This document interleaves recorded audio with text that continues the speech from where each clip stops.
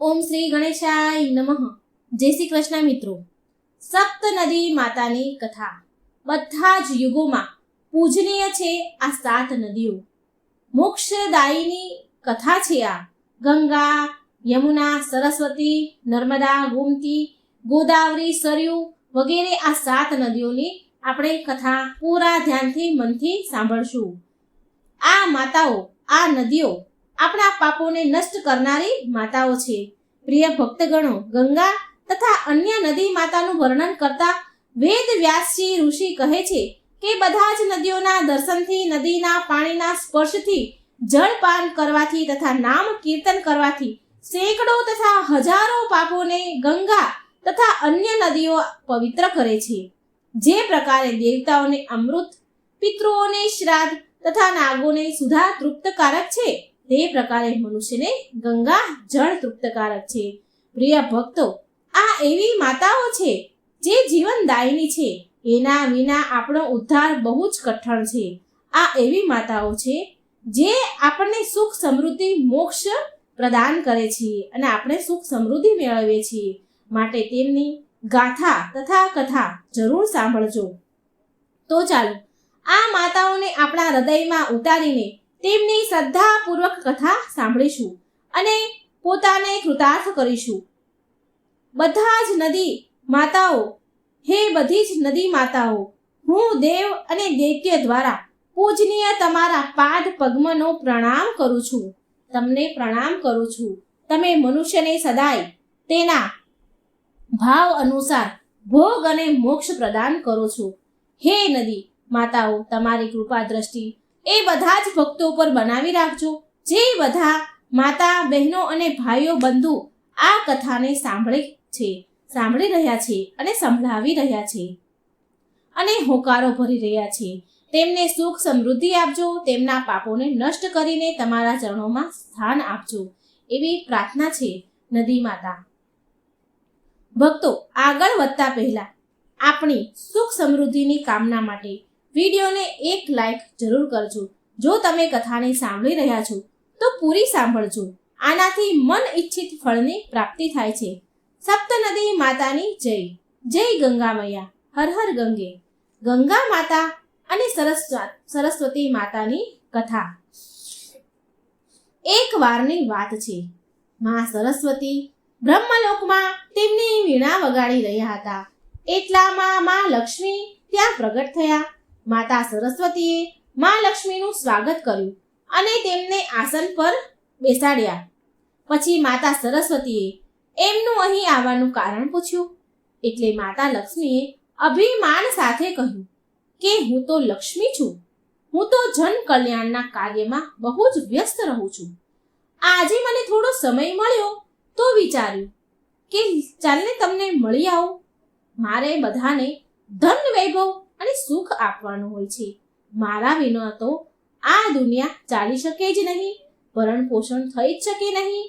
અને ફરી માં લક્ષ્મી કટાક્ષમાં બોલ્યા કે જો મારે પણ માત્ર બ્રહ્મલોકમાં બેસીને વીણા વગાડવાની હોત ને તો મારી પાસે સમય જ હોત. માતા લક્ષ્મીની અહંકાર ભરી વાતો સાંભળીને માતા સરસ્વતીને બહુ ક્રોધ આવ્યો. એટલે માતા સરસ્વતીએ કટાક્ષ ભર્યા શબ્દોમાં બોલ્યા, દેવી લક્ષ્મી, તમે તો વૈભવની દેવી છો, પણ છતાંય તમને ચંચળા કહેવામાં આવે છે. તમે ક્યાંય બિલકુલ પણ સ્થિર નથી રહેતા. પણ હું તમારા જેવી નથી. હું તમારાથી બિલકુલ વિપરીત છું. હું જે જગ્યાએ રહું છું, જાઉં છું, ત્યાં આજીવન માટે વસી જાઉં છું. આજીવન શ્વાસ કરું છું. તમને કોઈ પણ ચોરી શકે છે, લૂંટી શકે છે, પણ મને કોઈ નહીં ચોરી શકે, ન લૂંટી શકે. હું તો ઉપરથી મેચમાંથી વધુ છું. મારો પ્રચાર પ્રસાર જેટલો પણ થશે એટલી હું વધતી જઈશ. કોઈ પણ મનુષ્ય ગમે તેટલો ધનવાન કેમ ન હોય, પણ જ્યાં સુધી હું એની સાથે નથી હોતી ત્યાં સુધી તેનું જીવન નિરર્થક છે. તેના જીવનમાં ન હોઉં ત્યાં સુધી તેનું જીવન માટી સમાન છે. માં સરસ્વતી ક્રોધમાં આજે લાલ ચોળ થઈ રહ્યા હતા. સાથે માં સરસ્વતીએ એ પણ કહ્યું કે એમના મંત્રો વિના ભગવાન વિષ્ણુની પૂજા પણ અધૂરી છે. માતા સરસ્વતીના તર્કોથી માતા લક્ષ્મી સંતુષ્ટ ન થયા અને ના એની વાતોથી ફર્યા. ત્યાર પછી મા લક્ષ્મી બોલ્યા, હવે આ વિવાદનો નિર્ણય તો માત્ર ને માત્ર શ્રી હરિ વિષ્ણુ જ કરશે, કારણ કે દેવી સરસ્વતી તમને તો વાણીમાં કોઈ ન હરાવી શકે. ત્યાર પછી બંને દેવી મા લક્ષ્મી અને મા સરસ્વતી નિર્ણય કરવા માટે ભગવાન વિષ્ણુ લોકમાં આવ્યા. ત્યાં પહેલેથી જ દેવી ગંગા ભગવાન વિષ્ણુના ચરણોમાં બેઠા હતા. શ્રી હરિને ધ્યાનમાં લીન જોઈને માતા લક્ષ્મી તેમની પાસે જઈને બેસી જાય છે, પણ કોઈ પણ મા સરસ્વતીને બેસવા માટે કહેતું નથી. તો આ બધું જોઈને મા સરસ્વતીને બહુ ક્રોધ આવ્યો અને બોલ્યા, હે દેવી લક્ષ્મી, તમે જ મને અહીં લઈને આવ્યા છો ને, અને તમે તો મને બેસવાનું સ્થાન પણ ન આપ્યું, બેસવાનું પણ ન કહ્યું. મને તમે બોલાવ્યા તો તમે જ છે, બોલાવીને કોઈ સ્થાન નથી આપી રહ્યા બેસવા માટે. શું વિષ્ણુ લોકમાં અતિથિનો આવી રીતે સત્કાર કરવામાં આવે છે? આ સાંભળીને માતા લક્ષ્મી બોલ્યા કે મારો નિવાસ તો શ્રી હરિ વિષ્ણુના હૃદયમાં જ છે, અને દેવી ગંગાને સ્વયં પ્રભુ શ્રી હરિએ તેમના ચરણોમાં સ્થાન આપ્યું છે. આના સિવાય એમની પાસે જગ્યા ખાલી નથી જ્યાં તમને હું સ્થાન આપી શકું. આટલું કહીને બંને દેવી મા ગંગા અને મા લક્ષ્મી બંને દેવી મા સરસ્વતી પર હસવા લાગ્યા. મા સરસ્વતીની મજાક ઉડાવતા જોઈને મા સરસ્વતીને બહુ ક્રોધ આવ્યો. બંને લક્ષ્મીજીએ અને સરસ્વતીએ એના પર હસ્યા. એટલે આ ક્રોધ મા સરસ્વતીથી સહન ન થઈ રહ્યો, એના ક્રોધની સીમા ન રહી. મા સરસ્વતીએ મા લક્ષ્મીને કહ્યું, તમને બહુ અભિમાન છે તમારું વૈભવ અને શ્રી હરિના હૃદયમાં રહેવાનો ને, તો હું તમને અહીંથી દૂર કરી દઈશ અને હું એક દિવસ ભગવાન શ્રી હરિના હૃદયમાં સ્થાપિત થઈ જઈશ. આટલું કહીને માતા સરસ્વતીએ મા લક્ષ્મીને શ્રાપ આપી દીધો અને કહ્યું કે તમે વિષ્ણુ લોક છોડીને ધરતી લોક પર ચાલ્યા જશો. જ્યાં તમે વૃંદાના રૂપમાં જન્મ લેશો, ત્યાં જઈને તમારો ભગવાન વિષ્ણુ સાથે કોઈ સંબંધ નહીં રહે અને ધરતી પર તમારા લગ્ન એક અસુર સાથે થશે. આવી રીતે મા સરસ્વતીએ લક્ષ્મીજીને શ્રાપ આપ્યો. તો આ શ્રાપ સાંભળીને મા ગંગાને સરસ્વતી પર બહુ ક્રોધ આવ્યો અને એણે મા ગંગાએ સરસ્વતીને શ્રાપ આપ્યો કે એ એક નદીના રૂપમાં પૃથ્વીલોક પર વહેશે. પ્રિય ભક્તો, આ શ્રાપ હજી અહીં પૂરો ન થયો, આ વાત હજી અહીં પૂરી ન થઈ. મા લક્ષ્મીનો પક્ષ લેતા દેવી ગંગાએ મા સરસ્વતીને શ્રાપ આપી તો દીધો, પણ મા સરસ્વતીને આ ભેદભાવ બિલકુલ ન ગમ્યો. માટે મા સરસ્વતીએ ક્રોધમાં આવીને દેવી ગંગાને પણ શ્રાપ આપી દીધો કે હું પણ તમને શ્રાપ આપું છું કે તમે પણ પૃથ્વી લોક પર નદીમાં વહેશો અને તમારામાં હાડકાં, કંકણ, હાડપિંજર વહાવવામાં આવશે. પ્રિય ભક્તો, જ્યારે આ શ્રાપની વાત અહીં પૂરી થઈ તો ત્રણેય દેવીઓ પછતાવા લાગી અને એની શ્રાપની મુક્તિના ઉપાયો શોધવા લાગી. એટલામાં ભગવાન વિષ્ણુના નેત્ર ખુલ્યા અને બોલ્યા, હે દેવીઓ, મેં તમારી વાતોને સાંભળી અને સમજી. તમને આ શ્રાપનું ફળ તો તમારે ત્રણેયને ભોગવવું જ પડશે. આ વાત માતા ગંગાને બહુ દુઃખી કરવા લાગી. મા ગંગા બહુ દુઃખી થયા કે હવે એમને મૃત્યુલોકમાં જવું જ પડશે અને ત્યાં જઈને રહેવું પડશે. બધા જ મનુષ્યોના પાપને ધોવા પડશે. ધરતી પર આવવાની વાત સાંભળીને મા ગંગા ગભરાઈ ગયા કે પાપી લોકો તો તેના જળમાં સ્નાન કરશે અને એના પાપ મારા જળમાં છોડીને ચાલ્યા જશે. એ બધા પાપ મારી અંદર સમાવવા પડશે. કહેવાય છે કે બધી જ ઘટના પાછળ કોઈને કોઈ કારણ જરૂર હોય છે. એ સમયમાં એક બહુ જ પ્રતાપી બળવાન રાજા સગર રાજ્ય કરતા હતા. પૂરી ધરતી પર એની શક્તિની ચર્ચા સ્થપાયેલી હતી. આ કારણથી એમણે અશ્વમેઘ યજ્ઞ કરવાનો વિચાર કર્યો. સગર રાજાએ તેમના 60,000 પુત્રો તેમના સૈનિકો સાથે એ ઘોડાને લઈ જવાનો આદેશ આપ્યો. અને તેમની બીજી પત્નીને, સગર રાજાની બીજી પત્ની પણ હતી, તો એ બીજી પત્નીથી તેમને એક બીજો પુત્ર પણ હતો. અને એ પુત્ર એક ઋષિ હતો અને એનું નામ અસમંજસ હતું. તેમણે પિતા સગરને ચેતવણી આપી હતી કે આ અશ્વમેઘ યજ્ઞમાં અપશુકન પણ આવી શકે છે. પણ સગર રાજાએ તેના ઋષિ પુત્રની અસમંજસની વાત ન માની અને જગ્યાએ સગર રાજાની ધજા લહેરાવા લાગી. આનાથી રાજા ઇન્દ્રને બહુ ડર ઊભો થયો કે ઇન્દ્રદેવને તેમનું સિંહાસન ડોલતું દેખાયું. અને ઇન્દ્રદેવે આ યજ્ઞને રોકવા માટે એક ઉપાય શોધ્યો. રાત્રે જ્યારે બધા સૂઈ ગયા હતા અને સગર રાજાના સૈનિકો ઘોડાની સુરક્ષા કરી રહ્યા હતા, ત્યારે ઇન્દ્રદેવે એવી માયા રચી કે બધા જ પહેરેદાર સૈનિકો સૂઈ ગયા. ઇન્દ્રદેવે તે ઘોડો, અશ્વમેઘ યજ્ઞનો ઘોડો ત્યાંથી ઉઠાવી લીધો અને કપિલ મુનિના આશ્રમમાં બાંધી દીધો. કપિલ મુનિ વર્ષોથી ત્યાં જંગલમાં તપસ્યા કરી રહ્યા હતા. જ્યારે સૈનિકો અને સગર રાજાના પુત્રોની આંખ ખુલી તો તેમણે જોયું કે તેના યજ્ઞનો ઘોડો ત્યાંથી ગાયબ થઈ ગયો છે. તો તે ઘોડાને શોધવા બધી દિશાઓમાં બધા ફરી વળ્યા. ત્યારે ખબર પડી કે તે ઘોડો કપિલ મુનિના આશ્રમમાં બંધાયેલો છે. ત્યાં પહોંચીને રાજકુમારોએ એ સમજ્યા વિચાર્યા વિના કપિલ મુનિને અપશબ્દ કહેવા લાગ્યા. એટલે કપિલ મુનિનું ધ્યાન ભંગ થયું.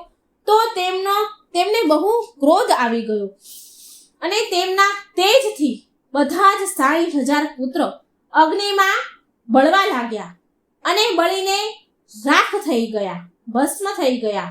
અને આ વાતની ખબર જ્યારે રાજા સગરને પડી તો તે જ ક્ષણે તેની આકાશમાં મૃત્યુ થઈ ગયું. આ વાતની જ્યારે ઋષિ અસમંજસ, જો કે તે સગર રાજાના બીજી પત્નીનો જે ઋષિ પુત્ર હતો, એને ખબર પડી તો તે બહુ દુઃખી થયો અને કપિલ મુનિના આશ્રમમાં જઈને બહુ વિનંતી કરી, ક્ષમા માંગી. એના ભાઈઓ 60,000 જે એના ભાઈઓ હતા એના વતી એને ક્ષમા માંગી અને 60,000 ભાઈઓને મુક્ત કરાવવા માટે કહ્યું, કોઈ ઉપાય બતાવવા કહ્યું.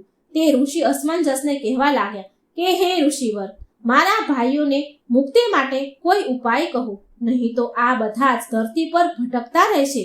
કપિલ મુનિએ એમના તેજ દ્વારા જોયું અને કહ્યું કે આમને તારવા માટે, મુક્તિ માટે માં ગંગાજીને ધરતી પર લાવવા પડશે. એક માં ગંગા જ છે જે તમારા આ 60,000 ભાઈઓને તારી શકે છે, મુક્તિ આપી શકે છે. આટલું સાંભળી ઋષિ અસમંજસ હિમાલય પર ચાલ્યા ગયા અને તેમણે ઘોર તપસ્યા કરી.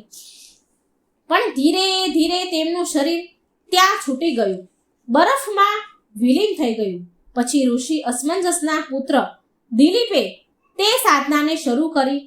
તેમના પૂર્વજોને તારવા માટે કેટલા કાળ સુધી સાધના તપસ્યા કરી અને એ પણ કાળવશ બરફમાં સમાઈ ગયા. જ્યારે રાજા દિલીપના પુત્ર ભગીરથને આ વાતની ખબર પડી તો એમણે પણ માતા ગંગાના અવતરણની કૃપા પ્રાપ્ત કરવા માટે તપસ્યા શરૂ કરી.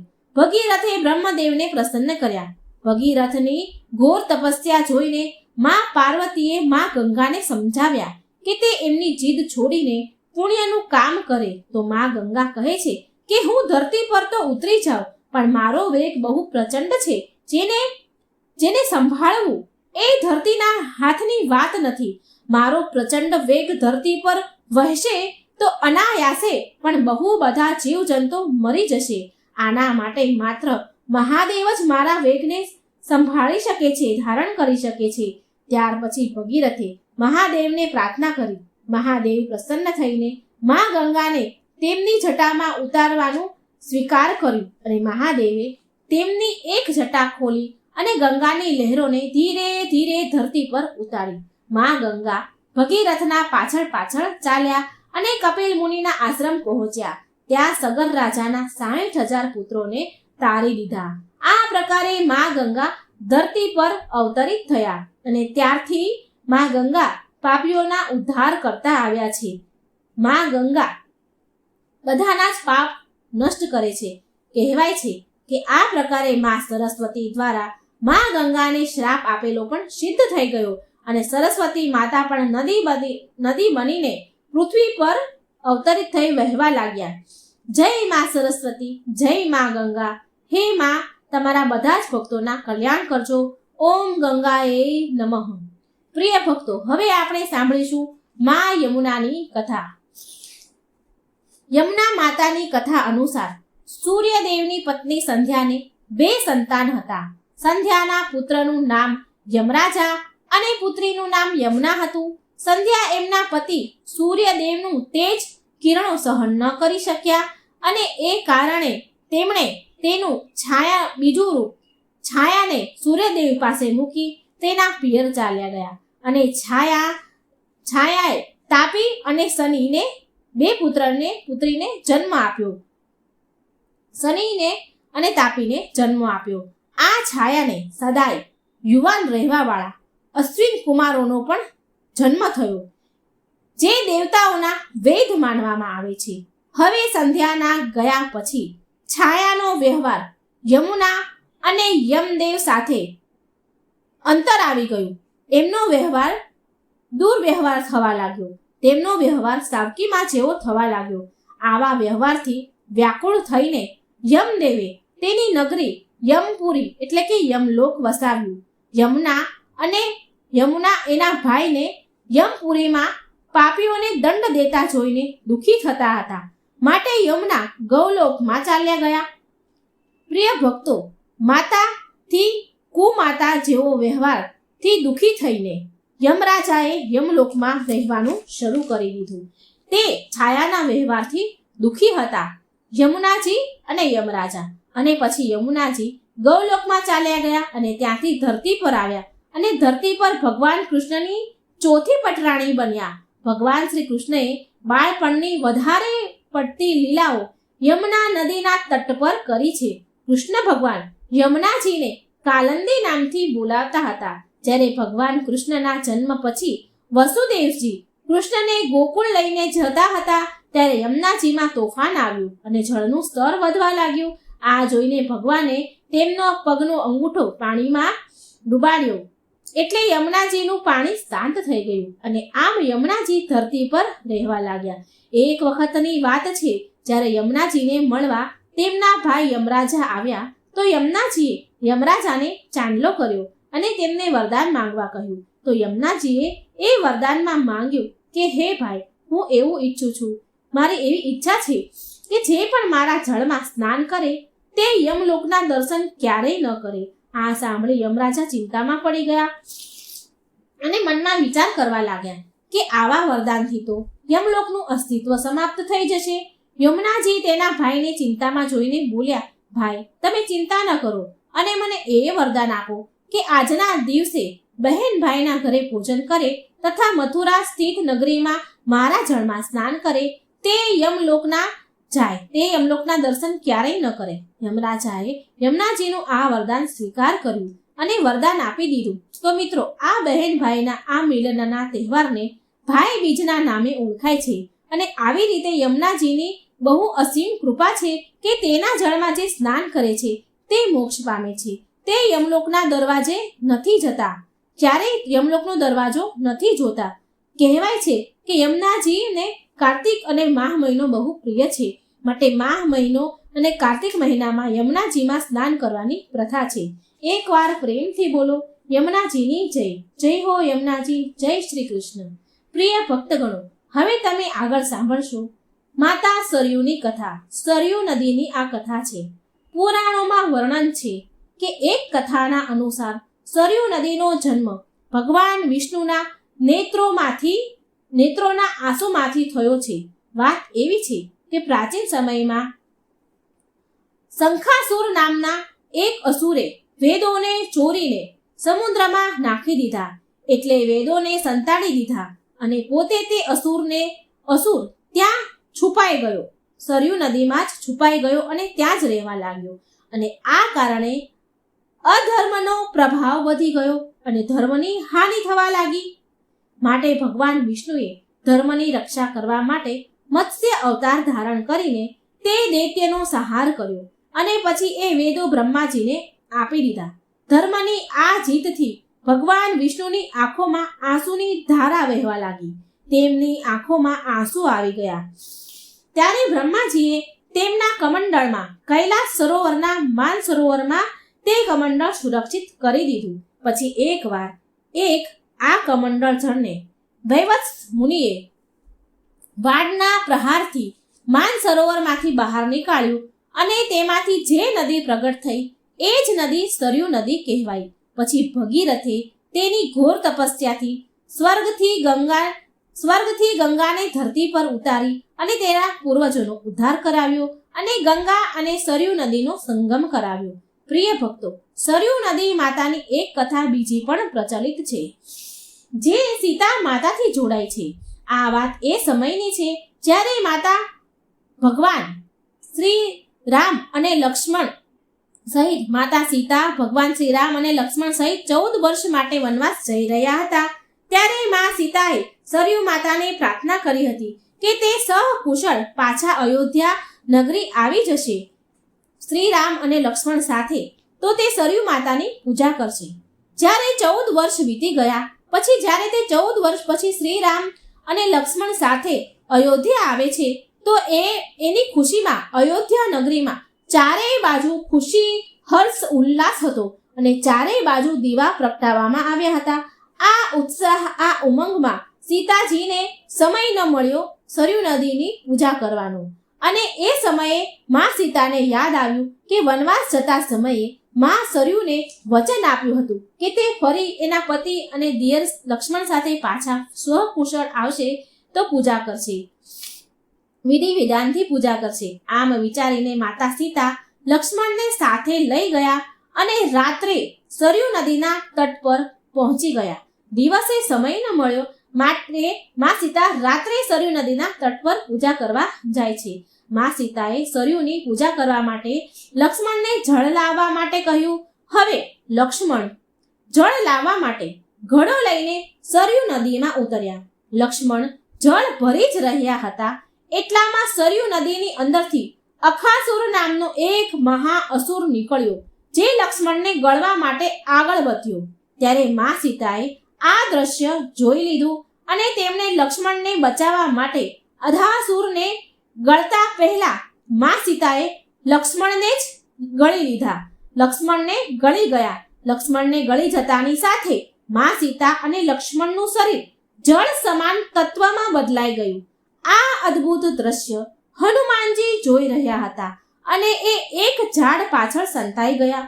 હનુમાનજીએ માતા સીતા અને લક્ષ્મણને મિશ્રિત શરીર એક ઘડામાં ભરી લીધું અને ભગવાન શ્રી રામ સામે ઉપસ્થિત થયા અને બધી જ ઘટના ભગવાન શ્રી રામને હનુમાનજીએ કહી સંભળાવી. હનુમાનજીની બધી જ વાત સાંભળીને શ્રી રામ ભગવાન હસ્યા અને એમણે હનુમાનજીને કહ્યું કે આ રાક્ષસને ભગવાન શિવનું વરદાન છે કે મળેલું છે, માટે રાક્ષસનું વધ તો હું પણ ન કરી શકું. ભગવાન શિવના આ વરદાન અનુસાર અધાસુરનો વધ ત્યારે જ કરી શકાય છે જ્યારે સીતા અને લક્ષ્મણનું શરીર એક થઈને કોઈ તત્વમાં બદલી જાય અને હનુમાન એ તત્વનો ઉપયોગ એક શસ્ત્રના રૂપે કરે. પ્રિય ભક્તો, પ્રભુ શ્રી રામની વાત સાંભળી હનુમાનજીએ એ ઘડાના જળને ગાયત્રી મંત્રથી અભિમંત્રિત કરીને સરયુ નદીમાં વહાવી દીધું.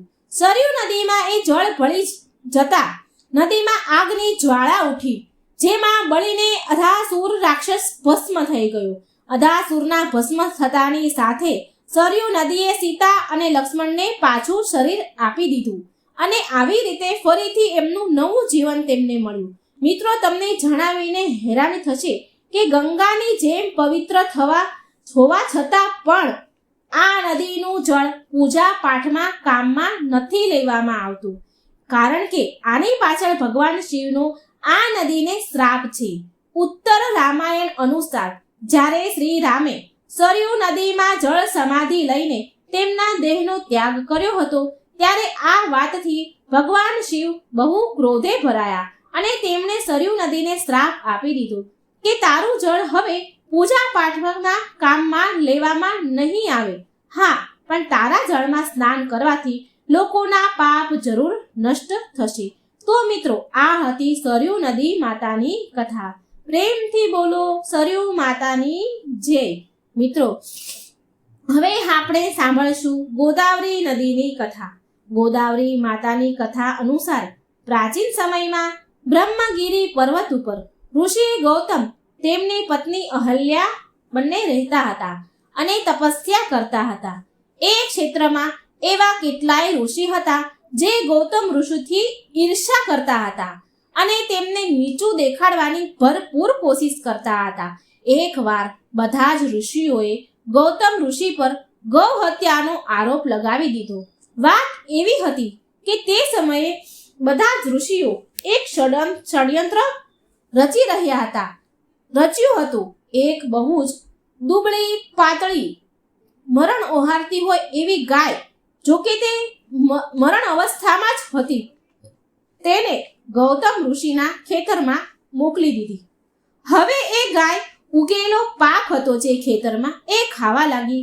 હવે આ જોઈને ગૌતમ ઋષિએ એ ગાયને ખેતરમાંથી નીકાળવા માટે એક પાતળી એવી લાકડી લઈને ગયા. એક લાકડીથી તેમણે ગાયને માર્યું તો ન હતું, માત્ર તેને અડાડી જ હતી. જેવી એમને ખાલી લાકડી અડાડી એવામાં એ ગાય અચાનક પડી અને જમીન પર પડી ગઈ. તો મિત્રો, અને મરી ગઈ. એ ગાય મરી ગઈ. તો મિત્રો, આવી રીતે ઋષિ ગૌતમ પર ગૌ હત્યાનો આરોપ લગાવીને બધા ઋષિઓ બોલ્યા કે આ હત્યાના પાપના પ્રાયશ્ચિત કરવા માટે દેવી ગંગાને અહીં લઈને તમારે આવવું પડશે. ત્યારે જ તમારા માથેથી આ પાપ ઉતરશે. અને જો તમે આવું નહીં કરો તો તમારે આ જગ્યા અને આ આશ્રમ છોડીને જવું પડશે. પ્રિય ભક્તો, ત્યારે ગૌતમ ઋષિએ શિવલિંગની સ્થાપના કરીને તેમની પત્ની સાથે પૂજા શરૂ કરી.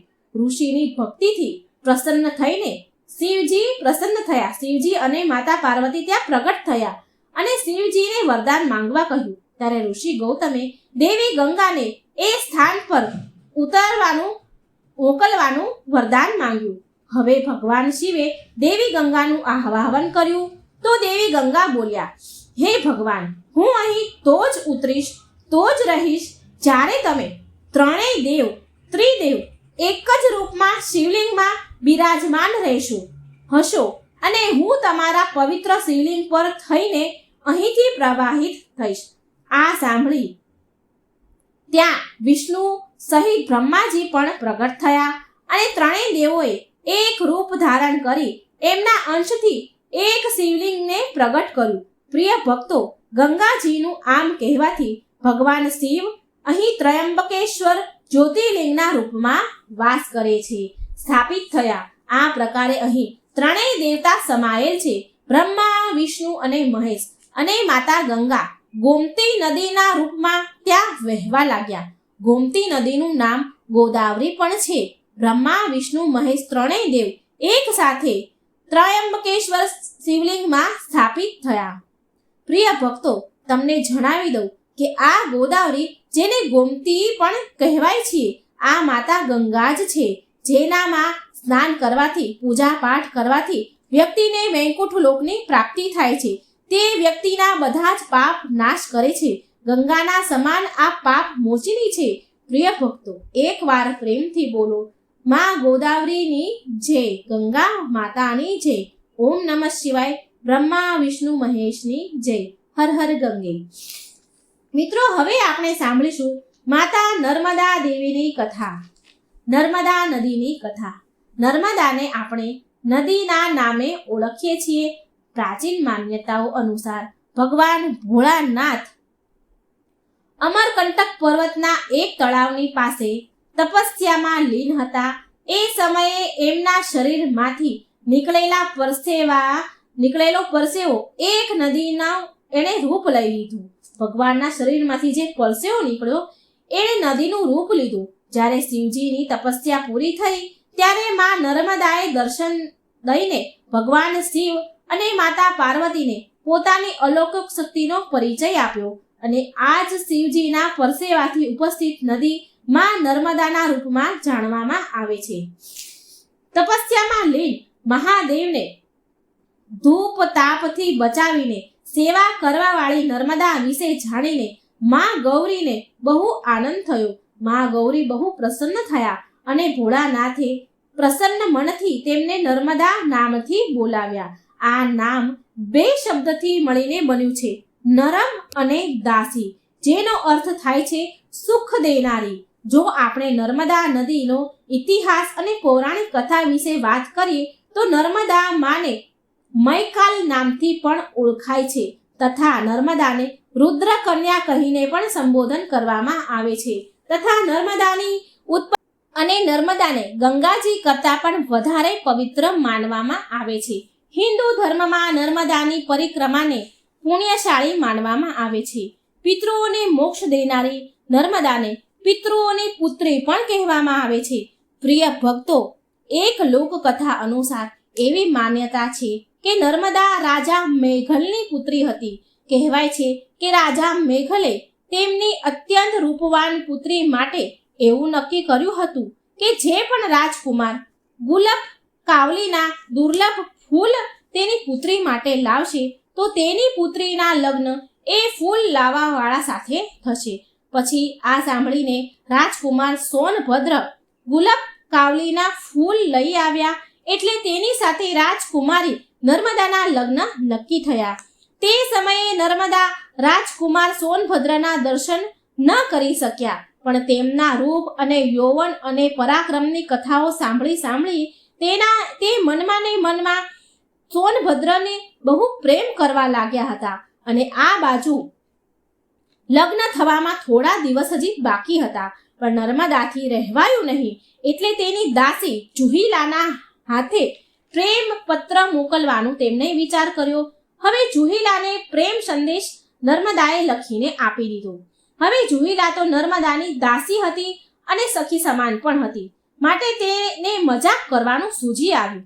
એટલે જુહીલાએ નર્મદા પાસેથી તેના વસ્ત્ર અને ઘરેણાં માંગ્યા અને તે વસ્ત્ર ઘરેણાં પહેરી નર્મદાના ઘરેણાં વસ્ત્ર પહેરી અને રાજકુમારને પત્ર આપવા માટે નીકળી ગઈ. જુહીલા રાજકુમાર સોનભદ્રની પાસે પહોંચી તો રાજકુમાર સોનભદ્રએ તેની સખી જુહીલા નર્મદા સમજી બેઠા, ભૂલ કરી બેઠા અને સોનભદ્ર જેવા રાજકુમારને જોઈને અહીં જુહીલાના મનમાં પણ ખોટ આવી ગઈ. રાજકુમારના પ્રણય નિવેદન પ્રેમને એ ઠુકરાવી ન શકી. પ્રેમભરી વાતો એ જુહીલા ઠુકરાવી ન શકી, કારણ કે સોનભદ્રએ તો નર્મદા સમજીને એની સાથે વાત કરી હતી, તો એ પ્રેમ ઠુકરાવી ન શકી અને જુહીલાને ખોટ મનમાં આવી ગઈ અને સોનભદ્ર રાજકુમારના પ્રેમમાં પડી ગઈ. આ બાજુ જુહીલા હજી આવી નહીં એટલે નર્મદાની ધીરજ ખૂટી, ધીરજના બાણ તૂટ્યા. તેની ધીરજ ખૂટી. તેની દાસીની બહુ આતુરતાથી તે વાટ જોઈ રહી હતી, પણ હજી સુધી દાસી આવી નહીં. હવે જુહીલા ન આવી એને વાર લાગી એટલે તે પોતે જ સોનભદ્રને મળવાનું વિચારી અને નર્મદા ઘરેથી નીકળે છે સોનભદ્રને મળવા માટે.